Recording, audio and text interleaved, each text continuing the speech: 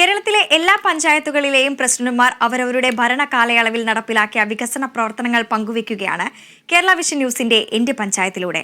ഇന്ന് നമ്മളോടൊപ്പം ചേരുന്നത് മലപ്പുറം ജില്ലയിലെ ഒതുക്കുങ്ങൽ പഞ്ചായത്ത് പ്രസിഡന്റ് മൂസ കടമ്പോട്ട്, ഇടുക്കി ജില്ലയിലെ Karimkunnam panchayat president K Thomas എന്നിവരാണ്.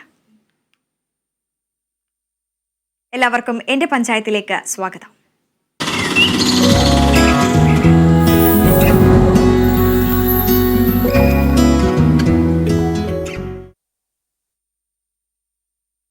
ആദ്യം നമ്മൾ കടക്കുന്നത് ഇടുക്കി ജില്ലയിലെ കരിങ്കുന്നം പഞ്ചായത്തിന്റെ വിശേഷങ്ങളിലേക്കാണ്. പ്രസിഡന്റ് കെ തോമസ് നമ്മളോടൊപ്പം ചേരുന്നുണ്ട്. നമസ്കാരം ശ്രീ കെ തോമസ്.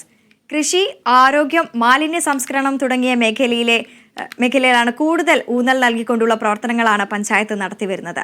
ആരോഗ്യരംഗത്തെ മികവിന്റെ ഭാഗമായി ആർദ്ര കേരള പുരസ്കാരം അടക്കം കരസ്ഥമാക്കിയ ഒരു പഞ്ചായത്ത് കൂടിയാണ്. എങ്ങനെയാണ് ഈ ഒരു വികസന കാലയളവിനെ നോക്കിക്കാണുന്നത്? കരിങ്കുന്നം ഗ്രാമപഞ്ചായത്ത് എന്ന് പറയുന്നത് ഇടുക്കി ജില്ലയിലെ സൂചിപ്പിച്ചതുപോലെ തൊടുപുഴയ്ക്ക് 8 കിലോമീറ്റർ മാത്രം ദൂരമുള്ള ഒരു പഞ്ചായത്താണ്. കാർഷിക മേഖലയോടൊപ്പം തന്നെ നമ്മൾ ഏറ്റവും പ്രധാനമായി ഊന്നൽ കൊടുക്കുന്നത് ആരോഗ്യ പരിപാലനവും ശുചിത്വവും ഒക്കെയാണ്. നമ്മളെ സംബന്ധിച്ചിടത്തോളം ആധുനിക കാലഘട്ടത്തിൽ ശുചിത്വം ഏറ്റവും പ്രധാനപ്പെട്ട, പ്രത്യേകിച്ച് കരിങ്കുന്നം പോലെയുള്ള പ്രദേശത്ത് ഏതാണ്ട് 1000-ലധികം അന്യസംസ്ഥാന തൊഴിലാളികൾ താമസിക്കുന്ന ഒരു സ്ഥലമാണ്. അതുകൊണ്ട് തന്നെ ശുചിത്വം വളരെ ഗൗരവപൂർവ്വം നോക്കുകയും എല്ലാ ആഴ്ചയിലും നമ്മൾ ഇൻസ്പെക്ഷൻ കാര്യങ്ങളൊക്കെ നടക്കുകയും ചെയ്യുന്നുണ്ട്. ശുചിത്വത്തിന്റെ ഭാഗമായി നമ്മളെ സംബന്ധിച്ചിടത്തോളം നമ്മൾ വാഹനം വാങ്ങിച്ചിട്ടുണ്ട്. 2500 സ്ക്വയർ ഫീറ്റിന്റെ ഒരു MCF, അതുകൂടാതെ 1000 സ്ക്വയർ ഫീറ്റിന്റെ രണ്ടാമത്തെ MCF, എല്ലാ വാർഡുകളിലും ഈ രണ്ട് വീതം മിനി MCFകൾ, ഇങ്ങനെയുള്ള സൗകര്യങ്ങളോടൊപ്പം തന്നെ 25 പേര് ഹരിതകർമ്മ സേനയിലുണ്ട്. 100% സർവീസ് എല്ലാ മാസവും നമ്മൾ ഉറപ്പാക്കുന്നുണ്ട്. 95% വരെ നമ്മൾ യൂസർ ഫീ ഈടാക്കുന്നുണ്ട്. ഏതെങ്കിലും രീതിയിലുള്ള മാലിന്യം വലിച്ചെറിയലും അങ്ങനെയുള്ള കാര്യങ്ങളുമായി ബന്ധപ്പെട്ട് ബോധ്യപ്പെട്ടാൽ അവർക്ക് ഫൈൻ അടയ്ക്കാറുണ്ട്. അതുപോലെ തന്നെ എന്ന് വെച്ച് കഴിഞ്ഞാൽ കുടുംബങ്ങളിൽ ഓരോ വീടുകളിലും കയറി ചെന്ന് നമ്മൾ സമയാസമയബന്ധമായി ബോധവൽക്കരണത്തോടൊപ്പം തന്നെ അവർക്ക് ആവശ്യമായ സാഹചര്യങ്ങളും സൗകര്യങ്ങളും ഒക്കെ ഒരുക്കി കൊടുക്കാൻ ശ്രമിച്ചിട്ടുണ്ട്. അതായത് റിംഗ് കമ്പോസ്റ്റ്, ബൊക്കാഷി ബക്കറ്റ് പോലെയുള്ള സാധനങ്ങളൊക്കെ നമ്മൾ വീട്ടിൽ എത്തിച്ചിട്ടുണ്ട്. ഇതുപോലെ ഈ ഹരിതകർമ്മസേനയുടെ പ്രവർത്തനങ്ങൾ കൊണ്ട്, അതുപോലെ നമ്മൾ കരിങ്കുന്നം ഗ്രാമപഞ്ചായത്തിന്റെ നടുക്ക് കരിങ്കുന്നം പഞ്ചായത്ത് ടൗണ് ഒന്നരപാട് ദിവസങ്ങളിൽ ശുചീകരിക്കുവാനുള്ള സംവിധാനങ്ങളും ഒക്കെ ഏർപ്പെടുത്തിയിട്ടുണ്ട്. ഇങ്ങനെ എല്ലാ രീതിയിലും ശുചിത്വവും അതുപോലെ തന്നെ ആരോഗ്യ പരിപാലനം, സൂചിപ്പിച്ചതുപോലെ ആരോഗ്യ പരിപാലനത്തെ 2023-24 കാലഘട്ടത്തിലെ ആർദ്രം പദ്ധതിപ്പെടുത്തി നമുക്ക് 2ാം സ്ഥാനം കിട്ടുകയുണ്ടായി. രണ്ടാമത്തെ ഞാൻ പറഞ്ഞതുപോലെ നമ്മള് ഈ ആരോഗ്യ പരിപാലനവുമായി ബന്ധപ്പെട്ട് വളരെയധികം പ്രാധാന്യം കൊടുക്കുന്നുണ്ട്. കരിങ്കുന്നത്ത് നമുക്ക് നല്ലൊരു PHC, ആവറേജ് 90-നും 100-നും ഇടയ്ക്ക് OP നടക്കുന്ന ഒരു നല്ല PHC ഉണ്ട്. അവിടെ നല്ലൊരു പാലിയേറ്റീവ്, 700ഓളം രോഗികളാണ് പാലിയേറ്റീവിൽ രജിസ്റ്റർ ചെയ്തിരിക്കുന്നത്. ഒരു മാസത്തിൽ 20 ദിവസമെങ്കിലും നമ്മൾ പാലിയേറ്റീവ് പ്രവർത്തനവുമായി ഈ പാലിയേറ്റീവ് ആളുകളുടെ വീട്ടിൽ ചെല്ലാറുണ്ട്. വോളണ്ടിയർമാരായി തന്നെ നമുക്ക് 10-50ഓളം ആളുകൾ ഇപ്പോൾ ഉണ്ട്. എല്ലാ വർഷവും പുതിയ വോളണ്ടിയർമാർ നമ്മളോട് സന്നദ്ധത പ്രകടിപ്പിച്ചുകൊണ്ട് വരാൻ തയ്യാറായിട്ടുണ്ട്. അവർക്ക് നമ്മൾ ട്രെയിനിങ് കൊടുത്തുകൊണ്ട് ഈ ഗ്രൂപ്പിലാക്കുന്നുണ്ട്. പാലിയേറ്റീവ് ഈ പറയുന്ന ആയുർവേദവും ഹോമിയോയും ഈ അലോപ്പതിയും 3 വകുപ്പിലും നമ്മൾ പാലിയേറ്റീവ് നടത്തുന്നുണ്ട്. അതുപോലെ തന്നെ വളരെ ഭംഗിയായ ഒരു ആയുർവേദ ഹോസ്പിറ്റൽ ആധുനിക കെട്ടിടത്തില് എല്ലാവിധ സൗകര്യങ്ങളോടും കൂടി നമ്മൾ തുടങ്ങിയത് ഈ കാലയളവിലാണ്. ഏതാണ്ട് 4 വർഷം മുമ്പാണ് നമ്മൾ പുതിയൊരു കെട്ടിടം പണിയുകയും എല്ലാവിധ സൗകര്യങ്ങളോടും കൂടി ആയുർവേദ ഹോസ്പിറ്റൽ നടക്കുകയും ചെയ്യാം. അവിടെ വിവിധങ്ങളായ കാര്യങ്ങൾ നമ്മൾ നടത്തുന്നുണ്ട്.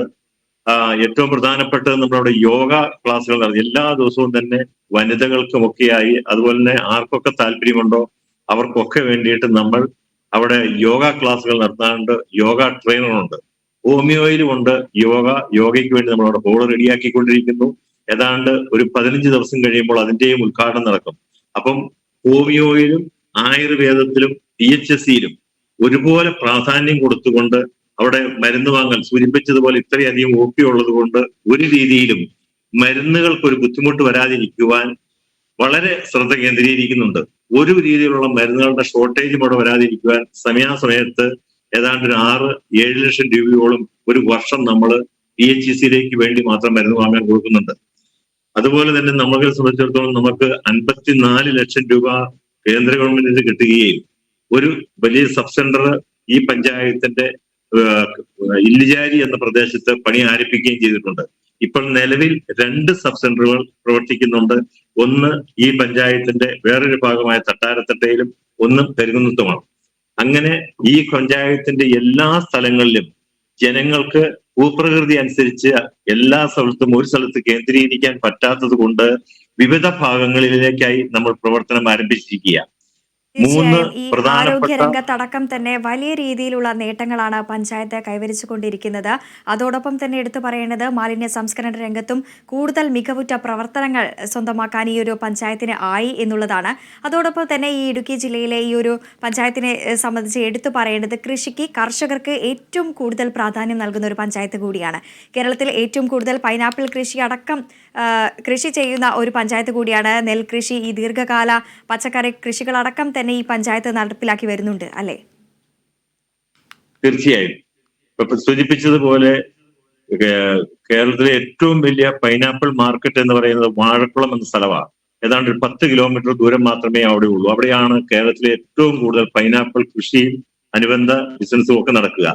അതുകൊണ്ട് ഈ പഞ്ചായത്തിലും അതിന് ഊന്നൽ കൊടുത്തുകൊണ്ട് പൈനാപ്പിൾ കൃഷിക്കുള്ള സബ്സിഡി പഞ്ചായത്തിൽ നിന്നും കൊടുക്കുന്നുണ്ട്. അത് മാത്രവുമല്ല, ഇടുക്കി ജില്ലയുടെ പ്രത്യേകത വെച്ച് ഇവിടെ ഒരു സുഗന്ധ വ്യഞ്ജനങ്ങളുടെ നാടാണ്.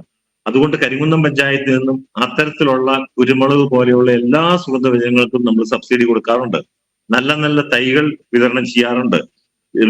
ഏതാണ്ട് ഒരു മാസത്തിൽ ഒരു പ്രാവശ്യം എന്നതുപോലെ കൃഷി ഓഫീസുമായി ബന്ധപ്പെട്ടുകൊണ്ട് ആളുകളെ വിളിച്ചു ചേർത്ത് വേണ്ട ക്ലാസുകൾ കൊടുക്കുകയും അവരെ ഇതിന് സജ്ജമാക്കുകയും ചെയ്യുന്നുണ്ട്. ഒറ്റ കാര്യത്തിൽ മാത്രമേ ഉള്ളൂ, നെൽകൃഷി എന്ന് പറയുന്നത് വലിയ പ്രാധാന്യം ഈ പഞ്ചായത്തിൽ നടക്കുന്നില്ല. കാരണം ഇവിടെയുള്ള 50% ആളുകൾ വിദേശത്തുള്ളവരാ.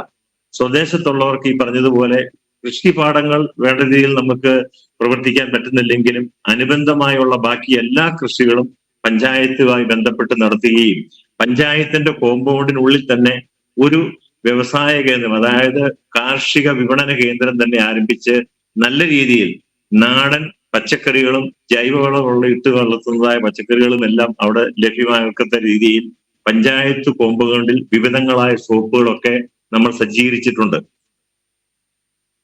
തന്നെ ഈ ഒരു കൃഷിക്കെല്ലാം തന്നെ വലിയ രീതിയിൽ പ്രാധാന്യം നൽകുന്ന ഒരു പഞ്ചായത്ത് കൂടിയാണെന്ന് പറഞ്ഞപ്പോൾ കുടിവെള്ളത്തിനടക്കം തന്നെ വലിയ രീതിയിൽ ബുദ്ധിമുട്ട് അനുഭവിക്കുന്ന ഒരു സമയം കൂടിയാണ്. ഈ കുടിവെള്ളക്ഷാമം അനുഭവപ്പെടുന്ന ഒരു പ്രദേശമാണ്. കൃഷിക്ക് ആവശ്യമായിട്ടുള്ള ശുദ്ധജലം എല്ലാം തന്നെ ഇവിടെ എത്തുന്നുണ്ടോ? തീർച്ചയായിട്ടും പൂർണ്ണമായിട്ടും എത്തുന്നുണ്ട് എന്ന് പറയാൻ ഒരുപക്ഷെ പറ്റില്ല. കാരണം നമ്മളെ സംബന്ധിച്ചിടത്തോളം നല്ല വേനൽ വരുമ്പോൾ ഇത് ചില പ്രദേശങ്ങളിലൊക്കെ മലയോര മേഖലകളുമുണ്ട്. തൊട്ടടുത്തുകൂടി തൊടുപുഴയാറ് ഒഴുകുന്നുണ്ട്. ഈ മലങ്കര എന്ന് പറയുന്ന ഡാമിൽ നിന്നുമാണ് ഈ വെള്ളം വരുന്നത്. അതിന്റെ ഇടതുവശ കനാല് ഈ കരിങ്കുന്നം പഞ്ചായത്തിലൂടെയാണ് കടന്നു പോവുക. ഏതാണ്ട് വേനൽ സ്റ്റാർട്ട് ചെയ്യുമ്പോൾ തന്നെ ആ കനാലിലൂടെ വെള്ളം വരുന്നത് കൊണ്ട് ഒരുപാട് ആളുകൾക്ക് ആ വെള്ളത്തെ ആശ്രയിക്കാൻ സാധ്യമാവും. അതുപോലെ തന്നെ 3-4 കുടിവെള്ള പദ്ധതി നിലവിൽ ഈ പഞ്ചായത്തുണ്ട്. എടപ്പറമ്പുന്ന് പോലെയുള്ള ഒരു വലിയ മലയുണ്ട്. അതിന് മുകളിലേക്ക് തൊടുപുഴയാറ്റിൽ നിന്ന് നമ്മൾ വെള്ളം പമ്പ് ചെയ്ത് അവിടുന്ന് ഗ്രാവിറ്റി വഴി 3 പ്രദേശങ്ങളിലേക്കുള്ള ടാങ്കുകളിലേക്ക് പോകും. അവിടെ വിതരണം ചെയ്യും. ഇതൊക്കെ പറയുമ്പോഴും ചെറിയ ചില സ്ഥലങ്ങളിലൊക്കെ വെള്ളം ഇപ്പോഴെത്താൻ ബുദ്ധിമുട്ടുണ്ട്. അതിന്റെ അടിസ്ഥാനത്തിൽ നമ്മൾ ജലജീവനുമായി ഒത്തുകൊണ്ട് കരിങ്കുന്നം പഞ്ചായത്തിന്റെ എല്ലാ സ്ഥലങ്ങളിലും പൈപ്പുകൾ സ്ഥാപിച്ചു. അതിന്റെ പമ്പിംഗ് മെയിൻ സ്ഥാപിച്ചു. അതിന്റെ പ്യൂരിഫയർ സെക്ഷൻസുള്ള സംവിധാനങ്ങൾ, ട്രീറ്റ് ചെയ്യാനുള്ള സംവിധാനങ്ങൾ എല്ലാം നടന്നുകൊണ്ടിരിക്കുകയാണ്. ഏതാണ്ട് 6 മാസത്തിനുള്ളിൽ ഈ ജലജീവൻ വഴി ശുദ്ധമായ വെള്ളം, അതായത് തൊടുപുഴയാറ്റിൽ നിന്നും പമ്പ് ചെയ്ത് ട്രീറ്റ്മെന്റ് പ്ലാന്റിലെടുത്ത് അവിടെ സ്ഥിരീകരിച്ച് ഈ കരിങ്കുന്നം പഞ്ചായത്തിന്റെ എല്ലാ സ്ഥലങ്ങളിലും എത്തുമെന്നുള്ളതാണ് നമ്മുടെ കണക്കുകൂട്ടൽ. അതിന് നമ്മുടേതായ കോൺട്രിബ്യൂഷനും അതിനകത്ത് കൊടുക്കുന്നുണ്ട്. പൈപ്പ് ലൈനും പമ്പിംഗ് മെയിനും ഏതാണ്ട് കരിങ്കുന്നം പഞ്ചായത്തിലെ 95% ഇട്ട് പൂർത്തീകരിച്ചിട്ടുണ്ട്. തീർച്ചയായും ഇടുക്കി ജില്ലയെ സംബന്ധിച്ച് ഏറ്റവും കൂടുതൽ പ്രാധാന്യമുള്ള അല്ലെങ്കിൽ ആളുകൾ എത്തിച്ചേരുന്ന ഒരിടം കൂടിയാണ്. ടൂറിസത്തിന് അനന്തമായിട്ടുള്ള ഒരു സാധ്യത കൂടിയുള്ള ഒരു ജില്ലയാണ് ഇടുക്കി. അതിൽ ഈ കരിങ്കുന്നം ഭാഗത്ത് ഏതെങ്കിലും തരത്തിലുള്ള ഈ ടൂറിസം കേന്ദ്രങ്ങൾ പ്രവർത്തിക്കുന്നുണ്ടോ? ഉണ്ടെങ്കിൽ തന്നെ അതിനാവശ്യമായിട്ടുള്ള പ്രവർത്തനങ്ങളെല്ലാം തന്നെ ഏത് രീതിയിലാണ് നടപ്പിലാക്കി വരുന്നത്? കരിങ്കുന്നം പഞ്ചായത്തിന്റെ കരിങ്കുന്നം കവലയിൽ തന്നെ നമുക്കൊരു കുറച്ച് സ്ഥലം പഴയ പഞ്ചായത്ത് ഓഫീസ് ഇരുന്നത് നമ്മൾ വയോജനങ്ങൾക്കുള്ള പാർക്കിന്റെ പണി തുടങ്ങുകയാണ്. ആ പാർക്ക് എന്ന് പറയുന്നത് കേവലം ഒരു പാർക്ക് മാത്രമല്ല, ഓപ്പൺ ജിമ്മും ഒരു ടോയ്ലറ്റ് സമുച്ചയവും. ഇത് കരിങ്കുന്നം ടൗണിന്റെ നടുക്ക 6 ടോയ്ലറ്റ് അടക്കമുള്ള ടോയ്ലറ്റ് സമുച്ചയവും വയോജനങ്ങൾക്കുള്ള പാർക്കും ഓപ്പൺ ജിമ്മും ഉണ്ട്. അതിനോടനുബന്ധിച്ച് തന്നെ പിന്നെ 2ാം നില കെട്ടിടത്തിലേക്ക് നമ്മൾ റാമ്പ് പിടിപ്പിച്ച് അവിടെ വനിതാ ഹെൽത്ത് സെന്റർ ആരംഭിക്കാൻ തുടങ്ങുകയാണ്. അപ്പൊ അതുകൂടാതെ മലങ്കര എന്ന് പറയുന്ന സ്ഥലത്ത്, അതായത് പല മാധ്യമങ്ങളിലൂടെ ഒക്കെ നേരത്തെ പല കുട്ടികളും മരിച്ചു പോയ ഒരു അരുവിക്കുത്ത് എന്ന് പറയുന്ന ഒരു ജലസ്രോതസ്സുണ്ട്. അങ്ങോട്ടൊരു പാർക്ക് 67 ലക്ഷം രൂപ മുടക്കി ആ അതിനെ ഒരു വലിയ പാർക്കാക്കി മാറ്റാനുള്ള ശ്രമത്തിന്റെ ഭാഗമാണ്. ആകെ ഉള്ള ബുദ്ധിമുട്ടെന്ന് പറയുന്നത്, നിലവിൽ അത് MBIPയുടെ കസ്റ്റഡിയിലാണ്. അത് പഞ്ചായത്തിന് വിട്ടുതരുവാൻ വേണ്ടിയുള്ള പഞ്ചായത്ത് കമ്മിറ്റി തീരുമാനങ്ങളും അതിന്റെ പ്ലാനും എസ്റ്റിമേറ്റും ഒക്കെ ബഹുമാനപ്പെട്ട ജലസേന വകുപ്പ് മന്ത്രി റോഷി അഗസ്റ്റിനുമായി സംസാരിച്ച് അദ്ദേഹം അത് പഞ്ചായത്തിന് വിട്ടുതരാമെന്നും, അങ്ങനെയാണെങ്കിൽ വലിയ ഒരു ടൂറിസ്റ്റ് കേന്ദ്രം അവിടെ സ്ഥാപിക്കപ്പെടുവാൻ 67 ലക്ഷം രൂപയുടെ എസ്റ്റിമേറ്റ് ആണ് എടുത്തിരിക്കുന്നത്. അവിടെയും ഈ പറഞ്ഞതുപോലെ ഓപ്പൺ ജിമ്മുകളും സ്റ്റാളുകളും ഒക്കെ ഉണ്ട്. ഇപ്പോൾ അവിടെ ഈ പറയുന്നത് പോലെയുള്ള കുട്ടികളുടെ ഒരു വികാര കേന്ദ്രമായി മാറിയിരിക്കുന്നുണ്ട്. അതുകൊണ്ട് അവിടെ തീർച്ചയായും ഒരു പാർക്ക് എത്രയും അടുത്ത ദിവസം തന്നെ ഉണ്ടാക്കാനുള്ള ശ്രമത്തിലാണ്. ഇങ്ങനെ 2 സാധ്യതകൾക്ക് അപ്പുറത്തേക്ക് ഇല്ലിചാരി, ഉറവപ്പാറ ഇങ്ങനെയുള്ള സ്ഥലങ്ങളൊക്കെ, അതായത് സമുദ്രനിരപ്പിൽ നിന്നും ഒരുപാട് പൊങ്ങി നിൽക്കുന്ന പ്രദേശത്ത് ഇതുപോലെയുള്ള സാധ്യതകൾ നമ്മൾ അന്വേഷിക്കുന്നുണ്ട്. 3-4 മാസത്തിനുള്ളിൽ റിപ്പോർട്ട് കിട്ടും. അതും ഈ കൂട്ടത്തിൽ പരിഗണിക്കപ്പെടുന്നതാണ്. തീർച്ചയായും കരിങ്കുന്നം പഞ്ചായത്തിന്റെ ഭാഗമായ അത്തരത്തിലൊരു ടൂറിസം കേന്ദ്രം കൂടി ഒരുങ്ങട്ടെ എന്ന് ആഗ്രഹിക്കുകയാണ്. ഒപ്പം തന്നെ ഇത്തരത്തിലുള്ള പ്രദേശങ്ങളെല്ലാം തന്നെ ഈ തരിശായി കിടക്കുന്ന അല്ലെങ്കിൽ ഒഴിഞ്ഞു കിടക്കുന്ന ഭൂമിയിലെല്ലാം തന്നെ ഈ ലഹരി മാഫിയയുടെ വലിയ രീതിയിലുള്ള ഒരു എത്തിനോട്ടം ഉണ്ട് എന്ന് അറിയാൻ സാധിക്കുന്നത്. അത്തരത്തിൽ ഈ ലഹരി വിരുദ്ധ പദ്ധതികളൊക്കെ ഏതൊക്കെ തരത്തിലാണ് ഈ പഞ്ചായത്ത് ആസൂത്രണം ചെയ്തു വരുന്നത്? കരിങ്കുന്നം പഞ്ചായത്ത് ഈ പറഞ്ഞത് നേരത്തെ സൂചിപ്പിച്ചതുപോലെ ധാരാളം അന്യസംസ്ഥാന തൊഴിലാളികൾ താമസിക്കുന്ന ഒരു സ്ഥലമാണെന്ന് അറിയാവുന്നത് കൊണ്ട് തന്നെ വളരെ വ്യക്തമായ രീതിയിൽ ഇവിടെ ഇങ്ങനെ ഒരു മാഫിയ, ലഹരി മാഫിയ ഉണ്ടാവാതിരിക്കുവാൻ പഞ്ചായത്തിന്റെയും പോലീസിന്റെയും മറ്റിതര ഡിപ്പാർട്ട്മെന്റുകളുടെയും ഒക്കെ മീറ്റിങ്ങുകൾ വിളിച്ചു ചേർക്കുകയും, അതുപോലെ തന്നെ ഒരു ഹയർ സെക്കൻഡറി സ്കൂൾ ഇവിടെയുണ്ട്, ആ സ്കൂളുകളിലും അതുപോലെ തന്നെ UP സെക്ഷൻ അങ്ങനെയുള്ള സ്കൂളുകളിലും ഒക്കെ അവിടെ പോയി ആവശ്യമായ നിർദ്ദേശങ്ങളും ആവശ്യമായ പ്രചരണങ്ങളും എല്ലാം നമ്മൾ കൊടുക്കാറുണ്ട്. പ്രത്യേകിച്ച് ഹയർ സെക്കൻഡറിയിലും UP സ്കൂളിലും ഒക്കെ മാസത്തിൽ 1 പ്രാവശ്യം എന്നതുപോലെ ആളുകൾ എക്സൈസിൽ നിന്നൊക്കെ ആളുകളെ വിളിപ്പിക്കുകയും, അതല്ലെങ്കിൽ അതുപോലെ ക്ലാസ് എടുക്കാൻ പറ്റിയവരെ വിളിക്കുകയും മാതാപിതാക്കളെ വിളിച്ചു കൂട്ടുകയും ഇങ്ങനെയുള്ള കാര്യങ്ങളൊക്കെ ഉണ്ടെന്നും, എല്ലാ കുടുംബങ്ങളിലെയും മാതാപിതാക്കള് പ്രത്യേകിച്ച് അമ്മമാർക്ക് കുട്ടികളുടെ സ്വഭാവത്തിന്റെ മാറ്റം പെട്ടെന്ന് ബോധ്യമാകുന്നത് കൊണ്ട്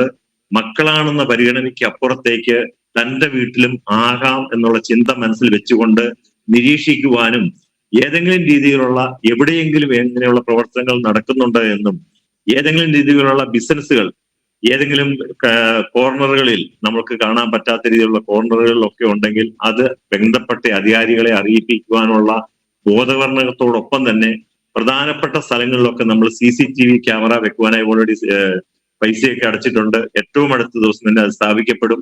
അതുപോലെ AI ക്യാമറകളും നമ്മൾ ഓർഡർ ചെയ്തിട്ടുണ്ട്.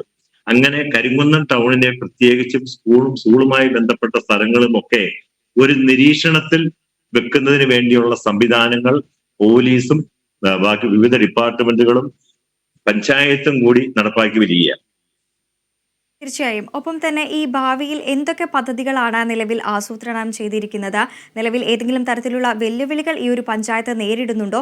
ഒപ്പം തന്നെ ഭാവിയിലേക്ക് ഏതൊക്കെ തരത്തിലുള്ള വികസന പ്രവർത്തനങ്ങളാണ് പഞ്ചായത്ത് കരുതി വെച്ചിരിക്കുന്നത്? വെല്ലുവിളികൾ നേരിടുക എന്ന് പറയുന്നത്, പഞ്ചായത്തിന്റെ ഫണ്ടുകളൊന്നും യഥാർത്ഥം ഇപ്പൊ തന്നെ നമുക്ക് കിട്ടിയിടത്തോളം പ്ലാൻ ഫണ്ട് തീർന്നു കഴിഞ്ഞിരിക്കുന്നു.